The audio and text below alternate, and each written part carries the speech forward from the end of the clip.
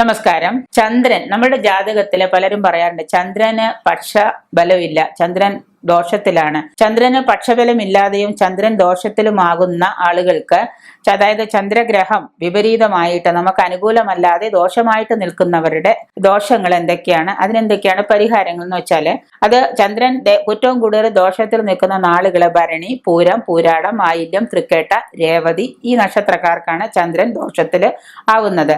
ജാതകത്തിൽ 6, 8, 12 ചന്ദ്രൻ ബന്ധപ്പെട്ടാൽ ചന്ദ്രന്റെ ദോഷം, ചന്ദ്രൻ പക്ഷബലം ഇല്ലാത്ത ദോഷത്തിലാണ് എന്ന് നമുക്ക് പറയാം. ചന്ദ്രൻ ദോഷമായാൽ മനസ്സിന് ബലമില്ലായ്മ, മാനസിക അസ്വസ്ഥങ്ങൾ, മാനസിക ബുദ്ധിമുട്ടുകൾ, ഡിപ്രഷൻ ഇങ്ങനെയുള്ള സാധ്യതകളൊക്കെ വന്നു ചേരാം. അപ്പോൾ കറുത്ത വാവ് ദിവസവും ചന്ദ്രഗ്രഹണ ദിവസവും ജനിച്ചവർക്ക് ഈ ഒരു സംഗതി, ചന്ദ്രൻ ബലമില്ലാതെ ചന്ദ്രഗ്രഹ ദോഷം വരാം.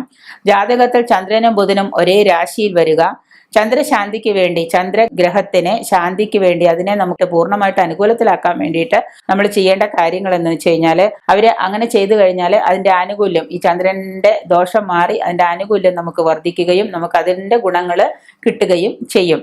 അപ്പോൾ അതുകൊണ്ട് അതിന് ചെയ്യേണ്ടതെന്ന് വെച്ചാൽ, ദുർഗാദേവിക്ക് പൗർണമി നാളില് ദുർഗാദേവിക്ക് വെള്ളപ്പട്ട് സമർപ്പിക്കുക, ദുർഗാദേവിക്ക് വെള്ളപ്പട്ട് സമർപ്പിക്കുക, വെള്ളപ്പൂക്കൾ കൊണ്ട് അർച്ചന ചെയ്യുക, ഭഗവതി സേവ നടത്തുക.